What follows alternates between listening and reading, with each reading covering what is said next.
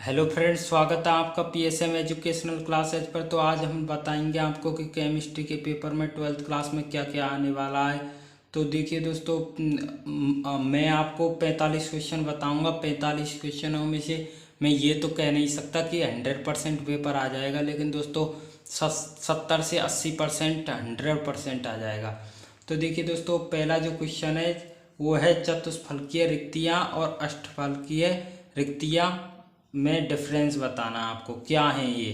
तो देखिए दोस्तों, ये बहुत ही इम्पोर्टेंट क्वेश्चन रहने वाला है, तो आप इसको ज़रूर से ज़रूर याद कर लीजिएगा। दूसरा क्वेश्चन जो है इम्पोर्टेंट दोस्तों, वो है रिक्त का दोष और फ्रैंकल दोष पर टिप्पणी लिखिए। तीसरा जो है दोस्तों, वो है एक सांद्रता पे बिलियन वाले चैप्टर 2 में दोस्तों एक न्यूमेरिकल आएगा। 100% बड़ा भी आएगा और एक छोटा भी आएगा। उसमें आपको मोलरता या सांद्रता उसमें से पूछेगा। तो दोस्तों आप इनके सूत्र याद रख लेना। और मैं यहाँ पे न्यूमेरिकल लिख दिया हूँ एक, ये छोटे क्वेश्चन में एक नंबर में ये न्यूमेरिकल आ सकता है। 500 ग्राम जल में 4 ग्राम NaOH घुलाए तो बिलियन की सांद्रता होगी। ठीक है दोस्तों। जो अगला क्वेश्चन है दोस्तों, वो है मोलरता और मोललता की परिभाषा। तो देखिए दोस्तों, मोलरता और मोललता में क्या डिफरेंस है, आपको ये बहुत ही इम्पोर्टेंट क्वेश्चन रहने वाला है इस टॉपिक का। तो आप इसे भी ज़रूर से ज़रूर याद कर लीजिएगा और इसके सूत्रों को भी याद कर लीजिएगा, क्योंकि इस पे एक न्यूमेरिकल आता है। ठीक है दोस्तों। अगला क्वेश्चन है दोस्तों, प्रतिलोम परासरण क्या है। तो आप इसे भी याद रख लीजिएगा, ये भी इम्पोर्टेंट क्वेश्चन है।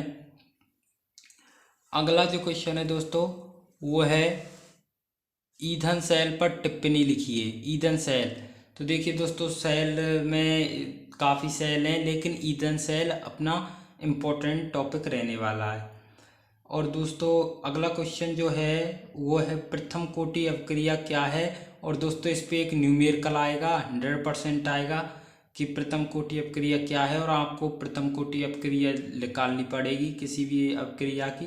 ठीक है दोस्तों। तो आपको कोटि निकालना आना चाहिए, और नहीं आता तो आप ये तो ध्यान रखना कि प्रथम कोटि अपक्रिया क्या है। अगला क्वेश्चन है दोस्तों, निम्न पर टिप्पणी लिखिए। टिंडल प्रभाव, ब्राउन गति, समांगी उत्प्रेरण, विषमांगी उत्प्रेरण, स्कंदन क्षमता और हार्डी सुलझे नियम। 100% दोस्तों इनमें से 2 या 3 तो आएंगे ही आएंगे। ये ये बात आपको ध्यान रखनी है, तो ये भी इम्पोर्टेंट है। ठीक है दोस्तों। अगला जो क्वेश्चन है दोस्तों इम्पोर्टेंट रहने वाला है, ये भी झाग प्लवन विधि को समझाइए। तो दोस्तों झाग प्लवन विधि हर 2-3 साल में रिपीट होती रहती है, तो दोस्तों आप इसे भी याद कर लेना, ये भी बहुत इम्पोर्टेंट टॉपिक है। ठीक है दोस्तों। अगला क्वेश्चन जो है दोस्तों, वो है निस्तापन और भर्जन में अंतर लिखो। तो देखिए दोस्तों, ये 100% आएगा, मैं आपको बता रहा हूँ। निस्तापन और भर्जन में अंतर, तो आपको ये भी इम्पोर्टेंट है, ये भी आपको याद करना है। अगला जो 11वां क्वेश्चन है दोस्तों, वो है PSL5 PSL3 की तुलना में कम स्थायी होता है क्यों। तो आप जानते हैं दोस्तों, केमिस्ट्री में ऐसे क्वेश्चन बहुत आते हैं कि ये उससे कम स्थायी है, ये उसकी ऑक्सीकरण अवस्था इससे ज़्यादा है। तो देखिए दोस्तों, आपको ये भी बहुत इम्पोर्टेंट है, आपको ये भी याद रखना है। ठीक है दोस्तों। अगला क्वेश्चन है दोस्तों, ओजोन की अनुनादी संरचना बनाइए। तो देखिए दोस्तों, ओजोन की अनुनादी संरचना हर बार तो नहीं, लेकिन मतलब 2-3 साल में रिपीट होती रहती है। तो दोस्तों ओजोन की अनुनादी संरचना के काफ़ी चांस हैं अब की बार। अगला क्वेश्चन है दोस्तों, ओलियम या ब्लीचिंग पाउडर को समझाइए। तो देखिए दोस्तों, ये 1 नंबर में आ जाता है, जैसे ओलियम का सूत्र पूछ लिया, ब्लीचिंग पाउडर क्या है, ब्लीचिंग पाउडर का सूत्र पूछ लिया। तो दोस्तों ये भी बहुत इंपॉर्टेंट है 1 नंबर के लिए। ठीक है दोस्तों। अगला क्वेश्चन है दोस्तों, संक्रमण धातु परिवर्तनशील ऑक्सीकरण अवस्था दर्शाते हैं क्यों। तो देखिए दोस्तों, संक्रमण धातु के कई 6-7 तकरीबन लक्षण हैं, जो आपको उनमें से कोई सा भी पूछ लेता है, लेकिन अधिकतर जो पूछा जाता है दोस्तों वो यही पूछा जाता है कि संक्रमण धातु तत्व परिवर्तनशील ऑक्सीकरण अवस्था दर्शाते हैं क्यों। ठीक है दोस्तों। अगला क्वेश्चन है 15वां क्वेश्चन दोस्तों, इसमें 2 क्वेश्चन है। ये आपके 4 नंबर में आ सकता है दोस्तों। लघुत्तरात्मक ये आपका अति लघुत्तरात्मक में आएगा तो 2 लाइन का आंसर है इसका। तो देखिए दोस्तों पहला क्वेश्चन है इसमें 4D तथा 5D श्रेणी के तत्वों में आकार व त्रिज्याएं समान पाई जाती हैं क्यों। तो ये दोस्तों ये भी बहुत इंपॉर्टेंट है। और एक दूसरा क्वेश्चन है दोस्तों लेंथेनाइड संकुचन क्या है।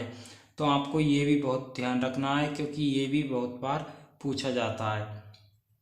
अगला जो इम्पोर्टेंट क्वेश्चन है दोस्तों वो है संयोजकता बंध सिद्धांत बीबीटी पर टिप्पणी लिखिए। ये दोस्तों लघुत्तरात्मक प्रश्न में आपको 4 नंबर के लिए पूछा जा सकता है और ये 6 नंबर में भी निबंधात्मक में भी आपके लिए आ सकता है। अगला जो क्वेश्चन है वो है 17वां जो क्वेश्चन है COEN का होल्टवाइज.Cl2 में ज्यामितीय एवं प्रकाशिक समवेतता को स्पष्ट कीजिए। दोस्तों ज्यामितीय समवेतता और प्रकाशिक समवेतता ये 100% आती है, लेकिन हो सकता है इसकी जगह कोई और यौगिक दे दे, लेकिन ये आएगा जरूर। तो आपको ये भी ध्यान रखना है, ठीक है। तो अगला क्वेश्चन है IUPAC नाम। तो ये तो आपको पता ही होगा, IUPAC नाम आएगा 100% आएगा। लघुत्तरात्मक में 3-4 IUPAC नाम पूछे जाएंगे आपसे, लेकिन अब मैंने यहाँ पे IUPAC नाम यौगिक यूँ नहीं इसलिए नहीं लिखेंगे कि दोस्तों IUPAC नाम तो कोई सा भी आ सकता है, इसमें कुछ इम्पोर्टेंट ऐसे वो नहीं होता आपको। तो ये IUPAC नाम करना आना चाहिए, ठीक है दोस्तों। अगला क्वेश्चन है दोस्तों Fe+2 अनुचुंबकीय होता है जबकि FeCN का होल 6 का -4 प्रतिचुंबकीय होता है क्यों। तो देखिए दोस्तों ये भी बहुत बार पूछा जाता है, ये भी इम्पोर्टेंट है आपकी परीक्षा के लिए, आप इसे भी याद रख लीजिएगा, ठीक है दोस्तों। अगला क्वेश्चन जो है दोस्तों वो है निम्न अपक्रियाओं को समझाइए। डार्जन, हुंसिडीकरण, फ्रीडल-क्राफ्ट, सुल्ज़ेमान अपक्रिया, रायमर्टीमान और उन्मान। तो दोस्तों और कुछ आए या ना आए दोस्तों, इन दोनों अपक्रियाओं में से 100% एक ना एक अपक्रिया पूछी जाती है। इन दोनों में से ही नहीं दोस्तों, 4 नंबर में या 6 नंबर में, जैसे आपको 3 अपक्रिया दे दी 6 नंबर में, या 4 नंबर में 4 अपक्रिया दे दी, आपको अपक्रिया लिखनी है। तो दोस्तों ये इनमें से इम्पोर्टेंट है, बहुत ही ज़्यादा इम्पोर्टेंट है दोस्तों, हर बार पूछी जाती है। तो इनमें से कम 4 अपक्रिया या 2 अपक्रिया तो आएंगी, ठीक है दोस्तों। अगला जो क्वेश्चन है दोस्तों वो है SN1 और SN2 अपक्रिया में 2 अंतर लिखिए। तो दोस्तों ये भी काफ़ी बार पूछा जाता है क्वेश्चन, ये भी इम्पोर्टेंट है। SN1 और SN2 अपक्रिया में 2 अंतर लिखिए। अगला जो क्वेश्चन है दोस्तों वो है निम्न पर संक्षिप्त टिप्पणी लिखो। तो देखिए दोस्तों इम्पोर्टेंट सभी हैं, आप सभी को याद करना। 45 क्वेश्चन दिया हूँ दोस्तों, 45 क्वेश्चन में से 70-80% पेपर आपका उसी में से आ जाएगा, इन्हीं में से, ठीक है दोस्तों। तो पहली पर टिप्पणी है दोस्तों कार्बन फ्लोरोकार्बन। तो देखिए क्लोरोफ्लोरोकार्बन है दोस्तों, ये CFC, DDT और BFC, ठीक है। इनमें से एक क्वेश्चन 100% आएगा। CFC को आप इम्पोर्टेंट मान के चलिए यहाँ पे, क्योंकि CFC हर बार मतलब बार बार रिपीटेड होता है, ठीक है दोस्तों। अगला क्वेश्चन है दोस्तों एल्कोहल अम्लीय प्रवृत्ति दर्शाते हैं क्यों। ऑब्जेक्टिव टाइप है दोस्तों ये वो है, तो आपको ये भी याद रखना है, ये भी बहुत इम्पोर्टेंट रहने वाला है परीक्षा के लिए। अगला जो क्वेश्चन है दोस्तों वो है एल्कोहल जल में विलय होते हैं तथा ईथर नहीं क्यों। दोस्तों बहुत ही इम्पोर्टेंट क्वेश्चन है, क्योंकि ये मतलब हर 2-3 साल में रिपीट होता रहता है। तो दोस्तों इसे भी आप याद जरूर कर लीजिएगा, ठीक है दोस्तों। अगला क्वेश्चन है दोस्तों निम्न पर संक्षिप्त टिप्पणी लिखो। डफ अपक्रिया, गाटरमान अपक्रिया, रायमर्टीमान अपक्रिया, फिनॉल। तो आप दोस्तों ये भी बहुत इम्पोर्टेंट है, सभी इम्पोर्टेंट है, लेकिन दोस्तों आपको ये मैं क्रम बाई दे दिया हूँ। हर चैप्टर में से 2-2, 3-3 क्वेश्चन, 2-2, 3-3 क्वेश्चन।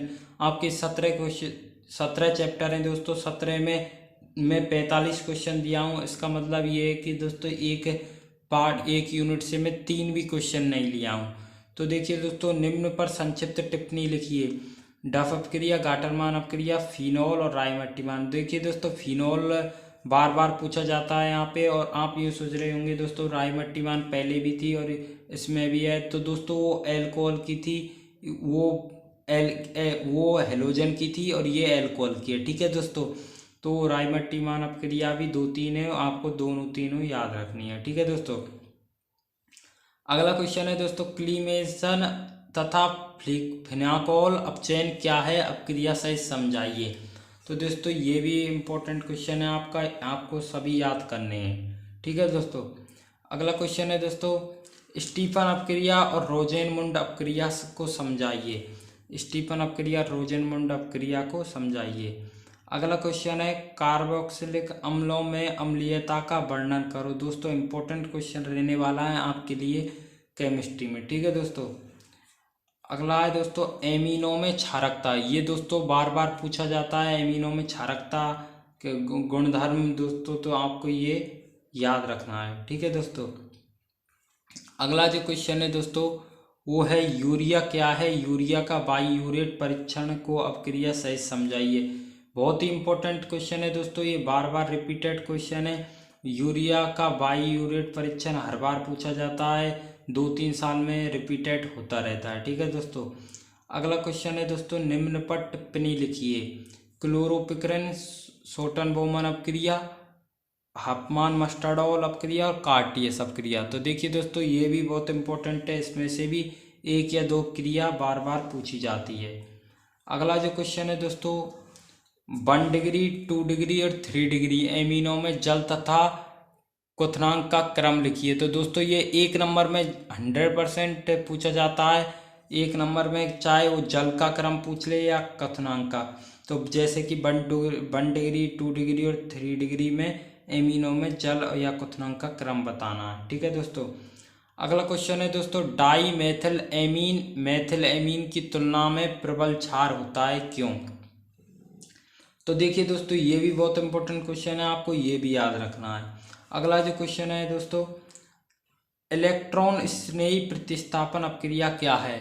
बहुत ही इंपॉर्टेंट क्वेश्चन है, आपको सभी इंपॉर्टेंट क्वेश्चन है ये सभी याद रखने हैं। 100% कहता हूँ दोस्तों कि 45 क्वेश्चनों में से 70 से 80% पेपर आपके मिल जाएंगे क्वेश्चन। ठीक है दोस्तों, अगला क्वेश्चन है दोस्तों ग्लूकोज की चक्रीय संरचना को विस्तार से समझाइए। फिशर प्रक्षेपण और हॉवर्ट या हॉवर। तो दोस्तों ग्लूकोज की चक्रीय संरचना को समझाने आए, और चक्रीय संरचना में ग्लूकोज की चक्रीय संरचना दोस्तों 2 प्रकार की होती है, फिशर प्रक्षेपण और हॉवर संरचना। ये दोस्तों 100% पूछी जाती है एक न एक संरचना, तो आपको दोनों याद रखनी है। ठीक है दोस्तों, अगला क्वेश्चन है दोस्तों एंजाइम के कार्य लिखिए। तो एंजाइम के कार्य लिखिए, तो दोस्तों ये एंजाइम के 2 कार्य लिखिए, 1 नंबर में भी आ सकता है, और एग्जाम के कार्य लिखिए तो ये 4 नंबर में भी आ सकता है। आपको सभी एंजाइम के कार्य जो हैं वो सभी लिखने हैं दोस्तों, सभी याद करने हैं, क्योंकि ये कभी कभी 1 नंबर में भी पूछ लिया जाता है कि एंजाइम का मुख्य कार्य क्या है, या एंजाइम के कार्य लिखिए। तो ठीक है दोस्तों, अगला क्वेश्चन है डीएनए तथा आरएनए में कोई 4 अंतर लिखिए।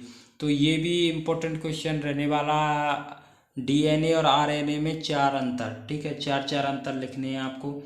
अगला क्वेश्चन है बहुलक को परिभाषित करो, प्राकृतिक बहुलक तथा कृत्रिम बहुलक में अंतर स्पष्ट कीजिए। तो इम्पोर्टेंट क्वेश्चन है फ्रेंड्स, क्योंकि बहुलक को परिभाषित करो ये 1 नंबर में भी पूछ लिया जाता है, या पूरा ही पूछ लिया जाता है 4 नंबर में लघुत्तरात्मक में। अगला क्वेश्चन है निम्न को समझाइए। पीवीसी, पीएचबीवी, नायलॉन 66 और नियोप्रीन। तो ये 1 नंबर में भी पूछ लिया जाता है, कभी कभी सिंगल पूछ लिया, जैसे नायलॉन 66 क्या है, नायलॉन 66 की अपक्रिया लिखिए, नियोप्रीन का सूत्र लिखिए। ठीक है दोस्त, पीवीसी की फुल फॉर्म। तो ये 1 नंबर के क्वेश्चन है, ये आपको ज़्यादा वो नहीं है, और यदि आप इन्हें डिटेल से पढ़ते हैं तो वो और भी अच्छा रहेगा, क्योंकि कभी कभी ये 3 नंबर में 4 नंबर में पूछ लिए जाते हैं। अगला क्वेश्चन है दोस्तों एल्कीनों में ज्यामितीय समावयवता को उदाहरण सहित समझाइए। तो ये इम्पोर्टेंट क्वेश्चन है, ये 100% आएगा। एल्कीनों में ज्यामितीय समावयवता को उदाहरण सहित समझाइए। अगला क्वेश्चन है दोस्तों, संरूपण समव्यवता और प्रकाशिक समव्यवता को समझाइए। इनमें अंतर पूछेगा दोस्तों। संरूपण समव्यवता क्या है, प्रकाशिक समव्यवता क्या है। 3 या 4 नंबर में ये 100% पूछा जाता है। अगला क्वेश्चन है, संरूपण समव्यवी को विस्तार से समझाइए। अब संरूपण समव्यवी में जैसे सोहार्स के संरूपण समव्यवी बहुत दो संरूपण समव्यवी हैं, वो आपको याद करने हैं। अगला क्वेश्चन है फ्रेंड्स, साबुन तथा अपमार्जक में अंतर स्पष्ट करो। बहुत ही इंपॉर्टेंट क्वेश्चन है, बार बार पूछा जाता है, 2-3 साल में हर बार रिपीट होता रहता है। अगला क्वेश्चन है, रंजक तथा वर्णक में अंतर स्पष्ट करो। रंजक तथा वर्णन में अंतर स्पष्ट करना है। रंजक किसे कहते हैं, या तो ये 1 नंबर में पूछ लिया जाता है, जैसे रंजक किसे कहते हैं, वर्णक किसे कहते हैं, या ये लघुत्रात्मक में प्रश्न में पूछ लिया जाता है, रंजक तथा वर्णन में अंतर स्पष्ट करो। और जो लास्ट जो इम्पोर्टेंट क्वेश्चन है दोस्तों, वो बार बार आता है एग्जाम में, वो है मिसेल निर्माण। मिसेल निर्माण तथा अपमार्जक अपक्रिया को समझाइए। ये लघुत्रात्मक में आता है, 4 नंबर का आता है दोस्तों। ये बहुत ही इम्पोर्टेंट क्वेश्चन है, आपको ये भी याद रखना है। तो दोस्तों इस 45 क्वेश्चनों में से मेरे दावा है कि 70 से 80% आपको पेपर में देखने को मिल जाएंगे, और डेरिवेशन जो हैं दोस्तों वो आपको खुद याद करने पड़ेंगे। और दोस्तों आप कमेंट में बताइएगा कि आपको इन 45 क्वेश्चनों में से कितने क्वेश्चन आते हैं। और दोस्तों वीडियो को लाइक कीजिए, सब्सक्राइब कीजिए और कमेंट कीजिए। धन्यवाद।